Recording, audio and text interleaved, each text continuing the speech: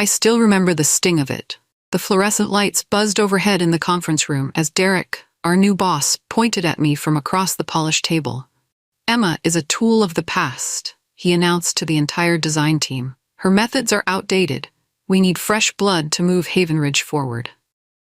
14 years of my life. 14 years of loyal work at this architecture firm, staying late, skipping vacations, pouring my heart into every blueprint. And in 10 seconds, Derek Sloan had reduced me to nothing. My cheeks burned as 20 pairs of eyes turned to me. Some looked away quickly, embarrassed for me. Others stared, waiting for my reaction. My hands trembled under the table, but I kept my face neutral. "Does anyone have questions about the new direction?" Derek continued, as if he hadn't just publicly shredded my dignity. The room stayed silent. I wanted to disappear, to melt into the floor. Part of me wanted to stand up and defend myself. Another part wanted to cry. Instead, I sat frozen, my mind racing with shock and hurt. After the meeting, people filed out, avoiding eye contact with me. I stayed in my chair, unable to move. One thought kept repeating in my head: do I swallow this humiliation, or do I fight back? The next morning, Derek called me into his office. I hoped for an apology. Instead, he leaned back in his chair and dropped another bomb. "Emma, we're adjusting your salary to match industry standards. It's being reduced by 40%, effective next month." He slid a paper across his desk. "Sign this by Friday, or we'll have to reconsider your position entirely." The room spun around me. A 40% cut would mean I couldn't pay my mortgage, couldn't afford my mom's medication, couldn't maintain the life I'd built through years of hard work. "Why?" I managed to ask, my voice barely a whisper. Derek shrugged. "The board feels your contribution doesn't justify your current salary. It's nothing personal." "Nothing personal?" After calling me a tool in front of everyone?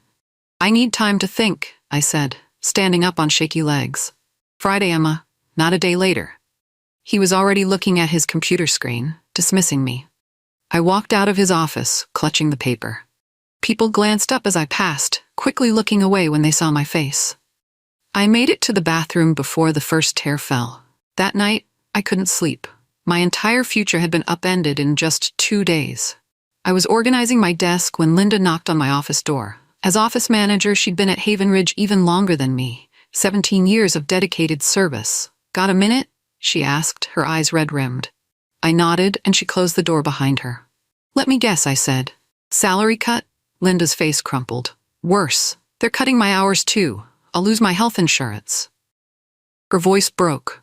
"My husband's medication costs $1,200 a month without coverage." My shock transformed into anger. This wasn't just about me. Derek and his corporate bosses from Axis Capital were gutting the heart and soul of our firm. "Have they done this to anyone else?" I asked. Linda nodded.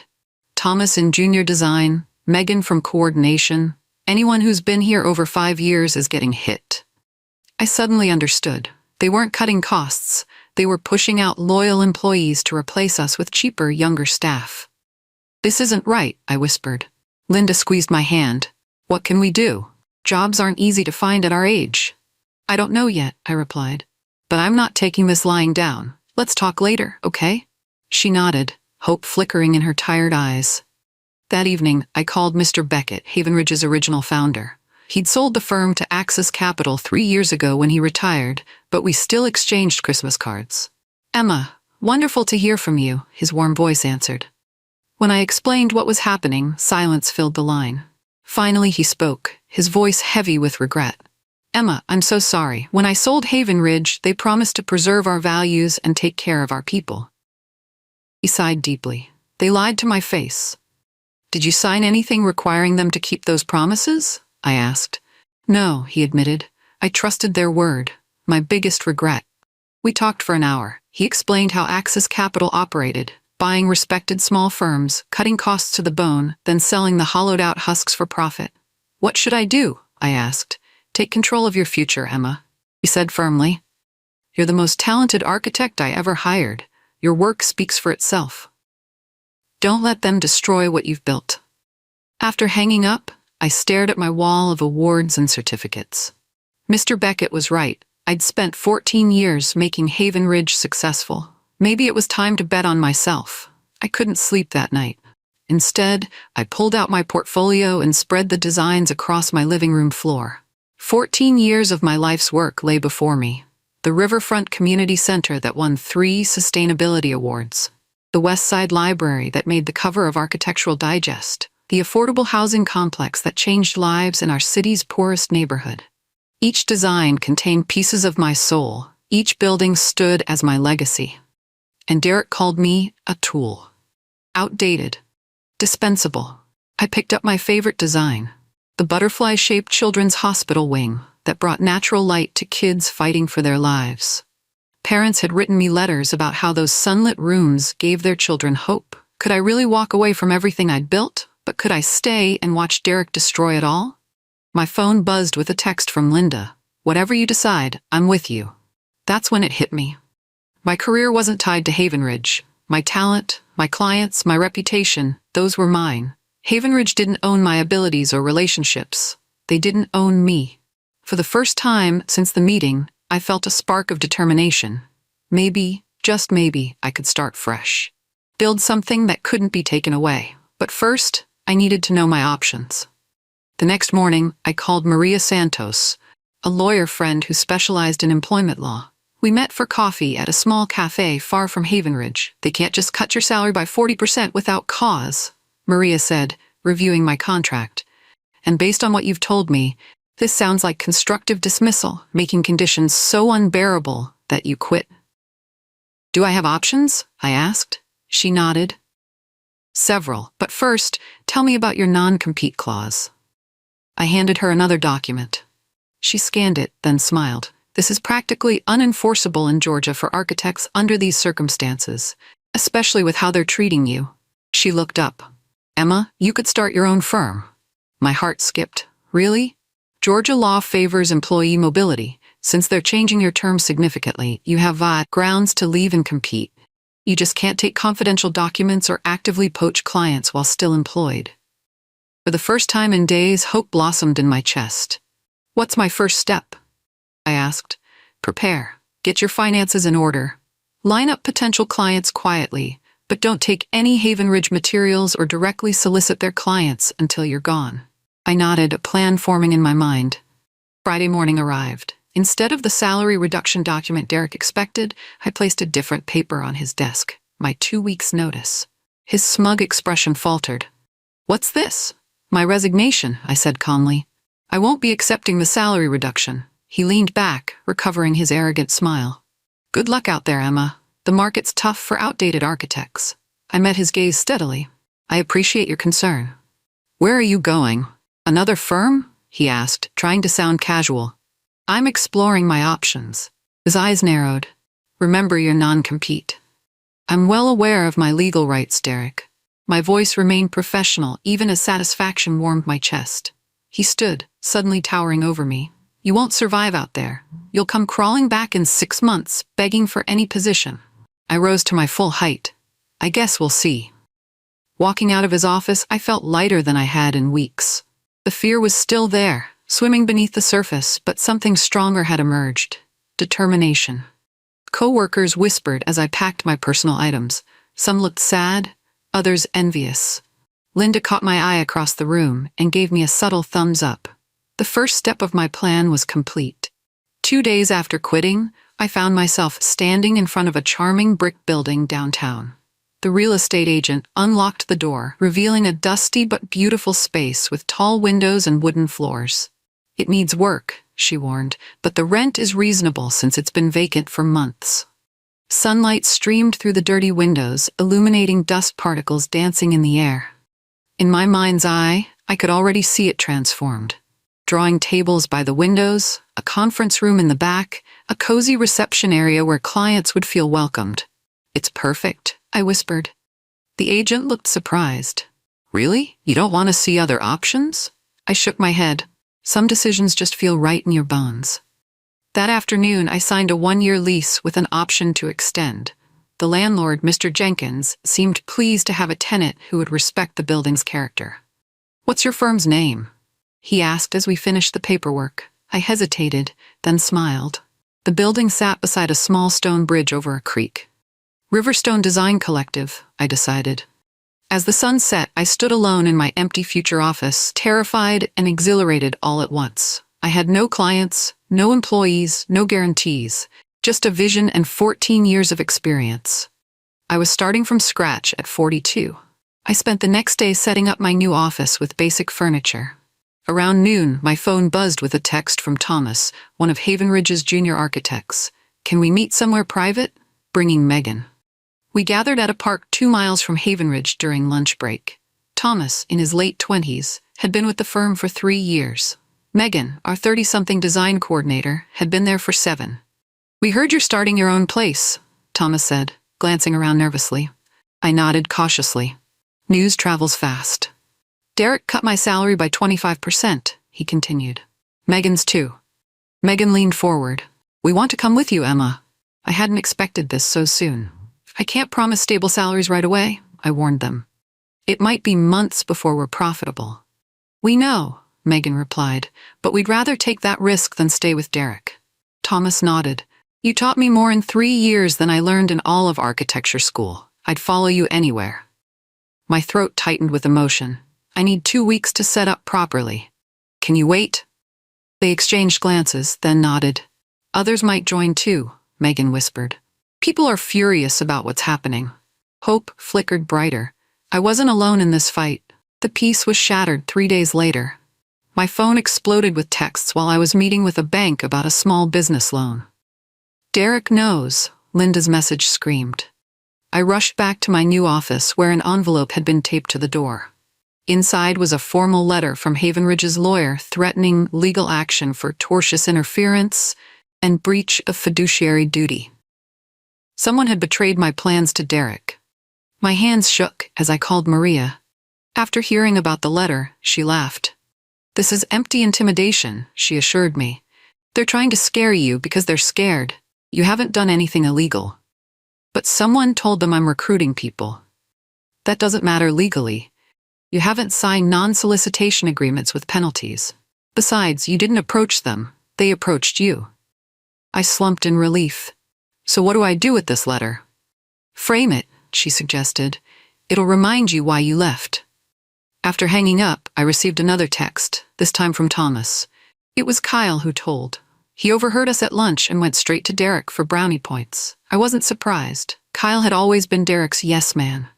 I taped the threat letter to my new office wall, not as a source of fear, but as motivation. The next morning, I met Mr. Baldwin for coffee. His real estate development company had been Haven Ridge's biggest client for a decade, and I'd designed 6 major projects for him personally. "I heard you left," he said, stirring sugar into his coffee. "Derek called me yesterday, assuring me nothing would change." My heart sank. I hadn't planned to poach clients, but I'd hoped some might follow naturally. "I wish you well," I said sincerely. "Derek has talented people." Mr. Baldwin studied me. "You know, Emma, I've worked with a lot of architects. Most see buildings as structures. You see them as experiences for the people inside." I blinked, surprised by his observation. "That Baldwin Heights project you designed," he continued, "we've had a 95% tenant retention rate, unheard of in luxury developments." He leaned forward. "I don't work with firms, Emma. I work with people I trust." My pulse quickened. "What are you saying?" "I'm saying I have 3 new projects starting next quarter." He slid a business card across the table. "Call me when you're settled in your new place." As he left, I sat frozen in disbelief. Mr. Baldwin's projects alone could sustain my new firm for a year. When I finally stood up, my legs were shaking, but this time with excitement. The next day brought another letter, this one delivered by courier. Printed on expensive Haven Ridge letterhead, it accused me of stealing clients and misappropriating company relationships. It threatened immediate legal action unless I signed an agreement to not work with any Haven Ridge clients for 3 years. I called Maria immediately, forwarding her the letter. "This is getting ridiculous," she said after reading it.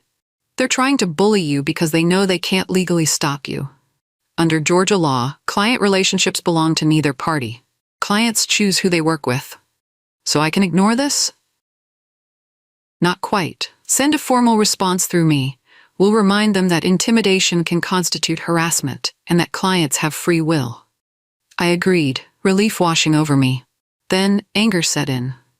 Derek wasn't just trying to protect business. He wanted to crush me completely. That evening, I framed the second letter and hung it beside the first on my office wall. Each threat became fuel for my determination. Each attempt to intimidate me reinforced why I had to succeed. When Thomas and Megan visited later to discuss joining Riverstone officially, they noticed the framed letters. "That's bold," Thomas said, pointing to my wall of threats. "No," I corrected him. "That's motivation." 2 weeks after my departure, the cracks at Haven Ridge began to show. Linda, still working there, kept me updated. "It's chaos," she reported over lunch. "Derek assigned your projects to junior staff who aren't ready. Clients are complaining about missed deadlines and sloppy work." "That's unfortunate," I said, genuinely sad. I'd built those client relationships carefully over years. Linda lowered her voice. "The Parkview Hotel renovation? Kyle messed up the structural plans so badly that the contractor called Derek directly to complain." I winced. "The Parkview was a historic building requiring specialized knowledge."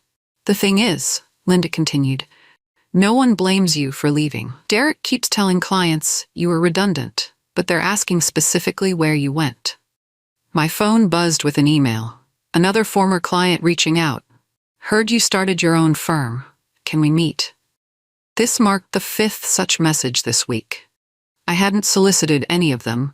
They were finding me through industry connections and word of mouth. My reputation, built over 14 years, was proving stronger than Derek's attempts to damage it. "I should get back," Linda said, checking her watch. "But Emma, everyone can see Haven Ridge falling apart without you." I smiled sadly. I took no joy in the firm's struggles, but I couldn't deny the validation. The surprising success of Riverstone's early days attracted attention. 3 weeks after opening, I received a visit from Marcus Chen, CEO of Prominence Design Group, one of the largest architecture firms in the Southeast.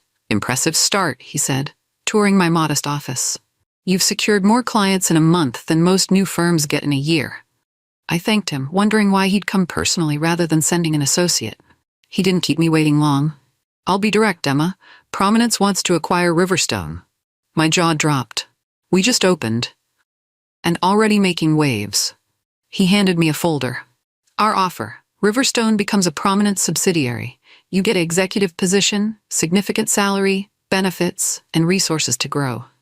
The numbers made me dizzy. Financial security, instant prestige, none of the risks of running my own business. "Why now?" I asked, suspicious. Marcus smiled. "Call it strategic opportunism. You've proven your worth, and we'd love to take clients from Haven Ridge while they're vulnerable." That comment clarified everything. This wasn't about my talent. It was about using me as a weapon in corporate combat. "I need time to consider," I said politely. After you left, I stared at the offer. It promised everything except the one thing I truly wanted: freedom to create on my own terms. I shredded the document that evening.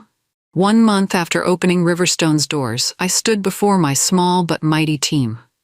Thomas and Megan had officially joined last week. Today, Linda sat nervously among them, having finally resigned from Haven Ridge. "Welcome to the official first day of Riverstone Design Collective," I announced, popping a bottle of champagne. "It's not much yet, but it's ours." We clinked glasses in our still sparse office, 4 people against an established firm backed by corporate millions. The odds seemed impossible.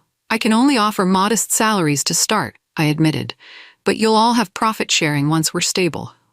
"We're not here for the money," Linda said. "We're here because we believe in you." Thomas raised his glass. "To creative freedom." "To treating people with respect," Megan added. My throat tightened with emotion. "To new beginnings." After our small celebration, we got down to business. Our first major proposal was due tomorrow. A community arts center that could put Riverstone on the map. We worked late into the night, pooling our ideas, challenging each other, laughing despite the pressure. Looking around at their focused faces, I realized we'd already succeeded in one critical way. We'd created a workplace built on mutual respect. The finished proposal surpassed anything I could have created alone. I arrived at the office early to find Mr. Jenkins, our landlord, waiting nervously. "Emma, we need to talk," he said, fidgeting with his hat. "A man from Haven Ridge contacted me yesterday. Offered double your rent if I'd break your lease." My stomach dropped. "Derek?" He nodded. Said you were in financial trouble and would default soon anyway. Another attack aimed at destroying my new beginning. Derek was becoming desperate. Are you going to take his offer? I asked quietly. Mr. Jenkins looked offended. My father owned this building. He taught me loyalty matters more than quick money. He straightened his shoulders. I told him to take a hike. Relief flooded through me. Thank you. He smiled. Actually, I mentioned I have other properties needing renovation designs. Your competitor didn't seem interested in helping with those. I grinned. I'd be happy to look at those properties, Mr. Jenkins. Call me Harold, he said, shaking my hand. Later, I told my team about Derek's latest tactic. Instead of being discouraged, they seemed energized by the news. He wouldn't try to sabotage us if we weren't a threat, Thomas pointed out. Megan nodded. Every dirty move proves we're winning. Though Derek's tactics were troubling, they revealed an important truth. Riverstone had him running scared. The call came at 2:47 p.m. on a Tuesday. I put it on speakerphone so the whole team could hear. Miss Bailey, this is Councilwoman Jackson. I'm pleased to inform you that Riverstone Design Collective has been selected for the Arts District Promenade project. Gasps filled our small office. We'd beaten 5 other firms, including Haven Ridge, for this prestigious public project. Thank you, Councilwoman, I managed to say professionally. We're honored. After the call ended, we erupted in cheers. This wasn't just any project. It was high-profile, community-focused work that would be seen by thousands. The kind that builds reputations. We did it, Thomas shouted, high-fiving Megan. Linda wiped away tears. The committee chose us over established firms. I checked my phone as it buzzed with a text from my contact at City Hall. FYI, Derek threw a fit when he heard, said the selection was rigged. I smiled. Derek had assumed the project was his, counting on his connections rather than quality design. He'd presented a safe, uninspired concept, while we'd offered something innovative and community-centered. That evening, we celebrated at a local restaurant. Looking around at my team's joyful faces, I realized something important. We weren't just surviving. We were thriving. And this was just the beginning. I was helping a client when Thomas burst into my office, laptop in hand. Emma, you need to see this, he said, his face grim. He turned the screen toward me. Our Google business listing was flooded with 1-star reviews, all posted within the last 24 hours. Unprofessional firm, missed deadlines. Terrible designs, avoided all costs. Stole ideas from previous employer. My heart sank. We'd only had 3 clients so far, all delighted with our work. These are fake, Megan said, reading over my shoulder, but they could scare away potential clients. Linda was already on her phone. My friend's daughter works in digital marketing. She says we can report these to Google, but it takes time to remove them. I studied the pattern and wording, too coordinated to be random. I clicked on one reviewer's profile, created just yesterday. It's Derek, I said quietly. This is exactly his style, attacking from the shadows. By afternoon, we'd found 15 fake reviews. Worse, they appeared just as we were finalizing negotiations with 2 major clients. We spent hours responding professionally to each review. We have no record of working with you. Please contact us directly to discuss your concerns. Then I had an idea. Thomas, can you trace the IP addresses? He nodded. Already on it. 3 definitely came from Haven Ridge's network. Evidence in hand, I called Maria. Derek had finally crossed a clear legal line. The fake review crisis took an unexpected turn the next morning. I arrived to find our Google rating had jumped from 2.1 stars to 4.8 overnight. Dozens of genuine 5-star reviews had appeared. Emma Bailey designed our corporate headquarters with incredible vision. Riverstone's team shows unmatched professionalism and creativity. So glad to see this talented architect leading her own firm. I scrolled through in amazement. Former clients, industry colleagues, even contractors I'd worked with, all publicly supporting Riverstone. How did this happen? I asked, bewildered. Linda blushed. I might have sent a few emails yesterday, letting people know about the fake review situation. The phone rang constantly that day, more clients wanting to work with the firm that had earned such loyalty. By afternoon, the fake reviews were buried under authentic praise. Even better, Maria called with news. Google is removing the fraudulent reviews, and I traced 3 directly to Haven Ridge's IP address. We now have solid evidence of business defamation. That evening, a former Haven Ridge client signed with us, specifically mentioning the review drama.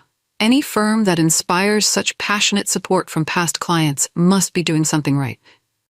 Derek's smear campaign had backfired spectacularly, turning a potential disaster into our biggest marketing boost yet.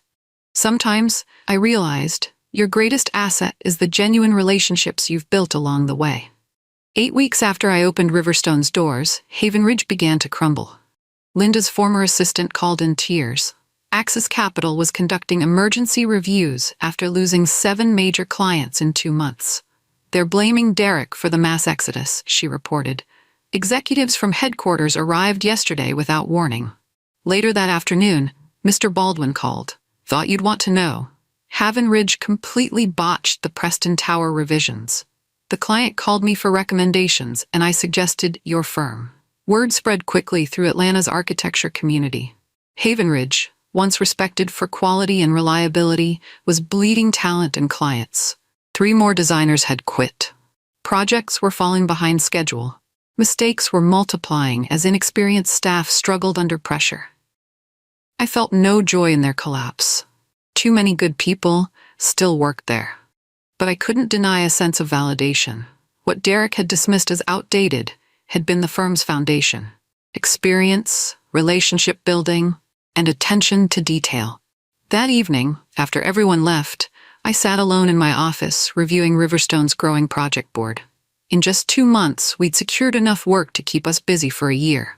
We were already planning to hire 2 more staff. My phone buzzed with a news alert. Axis Capital launches internal investigation into Haven Ridge management. Derek's reckoning had begun. The email arrived from an anonymous address. You should see these. Derek deserves what's coming. Attached were dozens of internal Haven Ridge documents and emails. I recognized the sender's writing style immediately. Derek's assistant, Jessica. The files revealed everything. Derek's deliberate targeting of veteran employees, his lies to Axis about performance issues, even instructions to fabricate reasons for salary cuts. Most damning was an email where he bragged about clearing out the dinosaurs to make room for cheap, fresh graduates we can control. There was also evidence of him ordering staff to create the fake reviews, with the chilling instruction, make sure it can't be traced back to us. My hands shook. This was the smoking gun that proved his systematic campaign against loyal employees wasn't about industry standards, but callous cost-cutting and ego. I forwarded everything to Maria without opening most files. Is this usable? I asked when she called. Legally complicated, she admitted, but devastating if it reached Axis Capital's board. I felt a moment of temptation. I could destroy Derek completely with these documents, but using stolen internal communications might cross an ethical line, even if he deserved exposure. Let me think about next steps, I told Maria. There has to be a clean way to use this information. 3 days after receiving Jessica's files, I met with Maria to finalize our strategy. Rather than using the documents directly, we crafted a careful legal letter to Axis Capital's general counsel. We cite specific instances of defamation, tortious interference, and harassment, Maria explained. Without revealing our sources, we note that evidence exists of intentional misconduct by Derek Sloan, including the fake review campaign. The letter didn't threaten a lawsuit directly, but made it clear we could pursue damages if necessary. This puts the ball in their court, Maria said. They'll have to investigate to protect themselves. Within hours of delivery, Axis Capital's lawyers requested an emergency meeting. They arrived with a settlement offer and non-disclosure agreement. $50,000 to close this matter quietly, their lead attorney proposed. No admission of wrongdoing. I stared at the document, remembering Derek's smug face when he called me a tool in front of everyone. They wanted to buy my silence with money while he continued destroying careers. No, I said firmly. I don't want hush money. I want accountability. The lawyers exchanged nervous glances. What exactly are you seeking, Miss Bailey? A full investigation into Derek's management practices and a formal acknowledgement of what happened. They left promising to consider my position. Maria smiled. They're scared. You've got leverage. The news broke on a rainy Tuesday morning. Axis Capital announces leadership changes at Haven Ridge Architecture. The press release used corporate language to mask the reality. but the message was clear. Derek had been removed. My phone exploded with texts from current and former Haven Ridge employees. The official story was that Derek had chosen to pursue other opportunities, but everyone knew he'd been fired. Later that day, I received a formal letter from Axis Capital acknowledging management irregularities under Derek's leadership and expressing regret for any unprofessional treatment experienced by former employees. They also confirmed they were reviewing all recent terminations and salary reductions. Thomas burst into my office, waving his phone. "Derek's LinkedIn says he's seeking new opportunities," he reported gleefully. "And check this out. 3 major firms have publicly stated they have no openings for him." Word had spread throughout the industry. No one wanted to hire an executive who had destroyed a respected firm's reputation in just a few months. I felt an odd mix of emotions. Relief that justice had come, satisfaction seeing Derek face consequences, but also a strange emptiness. For weeks, pushing back against Derek's attacks had driven me. Now that chapter was closed. It was time to focus entirely on building Riverstone's future, not reacting to Haven Ridge's past. 6 months after opening Riverstone Design Collective, we moved to a larger office. Our team had grown to 12 people. Our project board was full, and we'd even won a regional design award for the Arts District Promenade. The new space had high ceilings, large windows, and enough room for our expanding vision. As I watched the team setting up their desks, I felt a surge of pride. We'd built something special. A firm where talent was respected, creativity flourished, and everyone had a voice. My phone rang with an unfamiliar number. It was Janet Wright, Axis Capital's new regional director. "Emma, I'll be direct. Haven Ridge is struggling to recover from Derek's damage. We need someone to right the ship." She paused. "We'd like to contract Riverstone as consultants to help rebuild." I almost laughed at the irony. The company that had allowed Derek to humiliate me now wanted my help fixing his mess. "I appreciate the offer," I said carefully, "but Riverstone is focused on our own growth path." "We could make it very worth your while," she pressed. "Sometimes success is the best response to mistreatment," I replied. "I wish Haven Ridge well, but my future is here." After hanging up, I walked through our buzzing office, watching my team collaborate with enthusiasm and respect. This was my victory, not helping those who had discarded me. 1 year to the day after Derek called me a tool in that painful meeting, I stood in Riverstone's conference room addressing our team of 15 talented professionals. The walls displayed our completed projects and awards. The energy in the room vibrated with creative possibility. "When I started this firm, people said we wouldn't last 6 months. What I told them. Today, we're one of the fastest-growing architecture firms in the region." Applause filled the room. We had surpassed even my most optimistic projections. Our reputation for innovative, thoughtful design had spread beyond Atlanta. We were being asked to submit proposals for projects across the Southeast.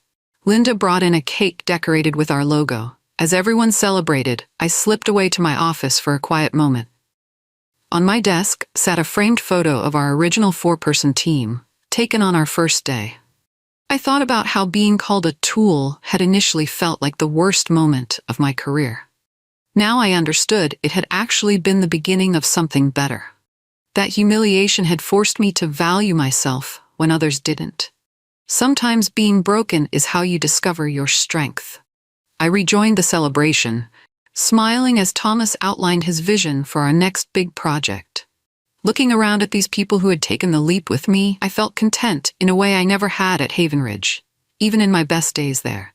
The firm Derek tried to destroy had become something stronger, more creative, and more successful than before. We weren't just surviving, we were redefining what an architecture firm could be. I raised my glass for a final toast.